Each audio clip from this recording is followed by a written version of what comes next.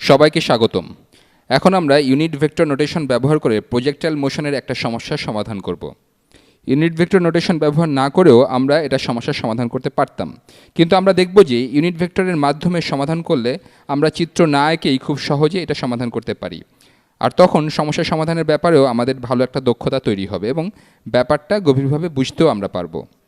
আসুন সমস্যাটা দেখি। ধরি কেউ একজন ভূমির 4 ফিট উপরে থেকে একটা বলকে মারল। প্রথমে আমি অক্ষ দুটো এঁকে নেই। এটা হচ্ছে আমার ওয়াই অক্ষ, আর এটা হলো এক্স অক্ষ। আমরা শুধু প্রথম কোয়াড্রেন্ট নিয়েই চিন্তা করছি, তাই আমি শুধু এতটুকুই আঁকলাম। এটা ওয়াই, এটা এক্স। ধরি বলটা ভূমির 4 ফিট উপরে হতে চলা শুরু করেছে, তাহলে এটা 4। এখান থেকে বলটা চলা শুরু করবে। ধরে নিলাম আপনি একটা বলকে, যেটা ভূমি হতে 4 ফিট উপরে আছে, সেটাকে 120 ফিট পার সেকেন্ড প্রাথমিক বেগে আঘাত করলেন। বলটি আনুভূমিকের সাথে 30 ডিগ্রি কোণে ব্যাট থেকে বেরিয়ে যাচ্ছে এবং বলটা আপনার থেকে 350 ফিট দূরে অবস্থিত 30 ফিট উঁচু ফেন্স বা বেড়ার দিকে যাচ্ছে। আসুন ভেলোসিটি ভেক্টর বা বেগ ভেক্টরটা এঁকে ফেলি। এটার মান 120 ফিট পার সেকেন্ড এবং এটা 30 ডিগ্রি কোণে কাজ করে। আমি এটা কোনো স্কেল মেনে আঁকবো না, কারণ এখানে স্কেল মেনে আঁকার মতো জায়গা নেই। তাহলে বেগ ভেক্টরটা হবে অনেকটা এরকম এবং এটা আনুভূমিকের সাথে 30 ডিগ্রি কোণ করে থাকবে। ধরে নিলাম এটা হচ্ছে আনুভূমিক তল। তারপর এটা ব্যাটসম্যান থেকে 350 ফিট দূরে অবস্থিত 30 ফিট উঁচু একটা ওয়ালের দিকে যাচ্ছে। তাহলে 350 ফিট এদিকে দূরে কোথাও হবে। ধরি এই রেখাটার এখানে হলো 350 ফিট। এটা কোনো স্কেল মেনে আঁকলাম না, যদি আঁকতাম তবে তা এর চেয়ে অনেক বড় হতো। তারপর একটা 30 ফিট উঁচু বেড়া আছে, তাহলে দেয়ালটা অনেক বড়। দেয়ালটা 30 ফিট উঁচু। আমি সাধারণভাবে ধরে নিচ্ছি 30 ফিট হলো এখানে, এটা 30 ফিট। তাহলে এটা হলো সেই দেয়ালটা এবং এখানে জানতে চাওয়া হয়েছে বলটা দেয়ালটা পার হতে পারবে কিনা। আসুন দেখি ইউনিট ভেক্টর নোটেশন ব্যবহার করে আমরা এটা সমাধান করতে পারি কিনা। এই সমস্যাটা নিয়ে আমি অনেক বিস্তারিত দেখাবো না, কারণ আমার এখানে অনেক বেশি জায়গা নেই।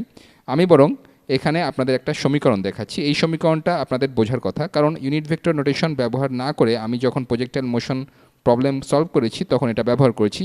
আর যদি বুঝতে না পারেন সমস্যা নেই, আরেকটা ভিডিওতে আমি আপনাদেরকে এটা প্রমাণ করে দেখাবো।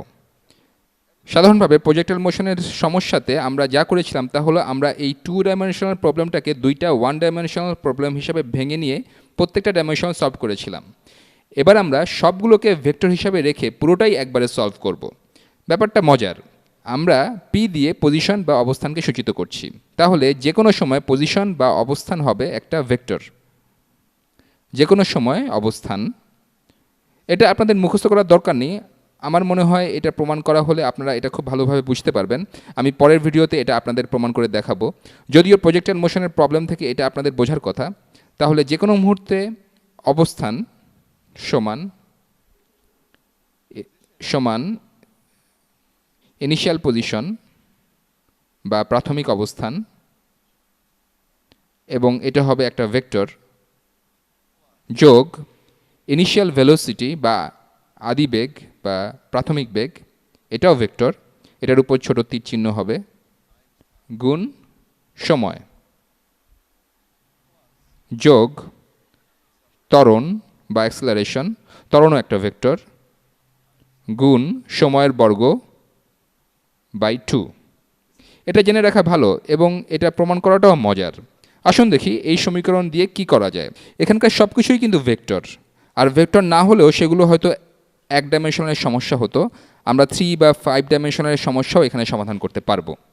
এখন দেখা যাক ইনিশিয়াল পজিশন বা প্রাথমিক অবস্থান কি। তাহলে পিআই সমান কত, পিআই এর মান কত হবে। তাহলে আমরা এক্স অক্ষের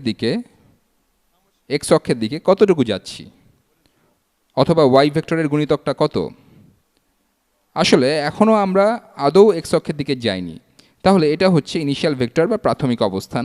তাহলে ওয়াই অক্ষের দিকে শুধু 4 বা 4 গুণ জে ভেক্টর, এর কোনো এক্স উপাংশ নাই, তাহলে 0 গুণ ইউনিট ভেক্টর আই, তারপর যোগ 4 গুণ ইউনিট ভেক্টর জে, তাহলে আমরা লিখতে পারি এটা সমান 4j।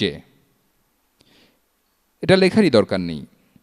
এবার ইনিশিয়াল ভেলোসিটি বা প্রাথমিক বেগ কত? প্রাথমিক বেগের মান হচ্ছে 120 ফিট পার সেকেন্ড।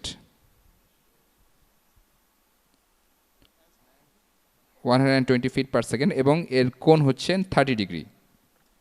তাহলে এর এক্স উপাংশ কত? এটা ভিন্ন একটা রঙে লিখি। তাহলে এক্স উপাংশ হবে এখানকার এই ভেক্টরটা, অথবা এটা হবে 120 গুণ কোসাইন অফ 30 ডিগ্রি, তাই না? আপনি এটা বোঝার জন্য ত্রিকোণমিতি এবং প্রজেক্টাইল মোশনের উপর আগের ভিডিওগুলো দেখে নিতে পারেন। 120 গুণ কস 30, এটাকে গুণ করতে হবে আই দিয়ে। তাহলে এখানে আই। এখন ওয়াই উপাংশ কত? সেটা হলো 120 সাইন অফ 30 ডিগ্রিজ। আমি অন্য একটা রং ব্যবহার করছি, যোগ 120 সাইন অফ 30 জে। এটা হচ্ছে ওয়াই অক্ষের দিকে উপাংশ। তাহলে আমরা লিখতে পারি প্রাথমিক বেগ সমান কোসাইন অফ 30 কত? এটা হলো স্কোয়ার রুট অফ 3/2, তাই না? তাহলে এটা স্কোয়ার রুট অফ 3/2, রুট 3/2 গুণ 120 সমান 60, 60 রুট 3 যোগ এক্স অক্ষের দিকের ইউনিট ভেক্টর যেটা হচ্ছে আই এবং তার মাথায় উপরে একটা হ্যাট হবে। আমি তালগোল না পাকানোর জন্য অন্য একটা রং নিচ্ছি, যোগ, আমি এই রঙও চাচ্ছি না, যোগ সাইন অফ 30 সমান কত? এটা হলো হাফ। তাহলে হাফ গুণ 120 সমান 60j। আমরা খুঁজে বের করেছি প্রাথমিক অবস্থান ভেক্টর কত, প্রাথমিক ভেক্টর কত। এখন ত্বরণ ভেক্টর সমান কত? আমরা বলটাতে আঘাত করার পর এর উপর শুধুমাত্র কোন বলটা কাজ করছে? এর উপর একমাত্র বল হচ্ছে অভিকর্ষজ বল। এখানে আমরা ইংলিশ সিস্টেম নিয়ে কাজ করছি। অভিকর্ষজ বলের কারণে পৃথিবীতে একটা বস্তু কত দ্রুত ত্বরণ লাভ করে? তাহলে ত্বরণ ভেক্টর, এটা হলো ত্বরণ ভেক্টর এবং এটা শুধু নিচের দিকেই কাজ করে, আর এর মান হলো 32 ফিট পার সেকেন্ড স্কোয়ার। অবস্থান ভেক্টরের মতো এখানে ত্বরণ ভেক্টরেরও কোনো এক্স উপাংশ নেই। তাহলে 0 গুণ আই, এটা নিচের দিকে কাজ করছে, তাহলে ওয়াই উপাংশ নেগেটিভ -32j। এটাকে লিখতে পারি -32j। এখন এই সমীকরণের সবগুলো ভেক্টরই এখন আমাদের জানা। এখন আমরা এগুলো সমীকরণে বসাই, আবার রং পরিবর্তন করি। তাহলে অবস্থান, এটা বেশ সুন্দর, কারণ এখন আমরা যে কোনো সময় টিতে বলটার এক্স এবং ওয়াই অবস্থান খুঁজে বের করতে পারি। তাহলে অবস্থান একটা ভেক্টর এবং এটা সময়ের একটা ফাংশন। প্রাথমিক অবস্থান আমরা বের করেছি 4j, যেহেতু এটা শুধু ওয়াই উপাংশ আছে, তাহলে 4j যোগ প্রাথমিক বেগ গুণ সময়, যোগ আমি লিখছি সময় গুণ প্রাথমিক বেগ। প্রাথমিক বেগ কত ছিল? প্রাথমিক বেগ হলো 60 গুণ রুট 3 আই, 60 গুণ রুট 3 আই, তারপর যোগ 60j। এটা মাত্র আমি বসালাম প্রাথমিক বেগ গুণ সময়, আর তারপর হবে যোগ, আমি t²/2 সামনে লিখছি, t²/2 গুণ ত্বরণ ভেক্টর। ত্বরণ ভেক্টর কত? সেটা হলো -32j। তাহলে -32j, জে হলো ওয়াই অক্ষের দিকে ইউনিট ভেক্টর। এবার সিম্পলিফাই করা যাক। এটা সমান 4j যোগ, এটাকে টি দিয়ে গুণ করছি, 60 square root of 3 T I যোগ 60t জে যোগ হাফ গুণ -32 সমান -16 তাহলে -16, তাহলে পাওয়া যায় -16 t² j। আমার প্রায় সময় শেষ, পরবর্তী ভিডিওতে আমি এটা দেখাবো, শীঘ্রই দেখা হবে।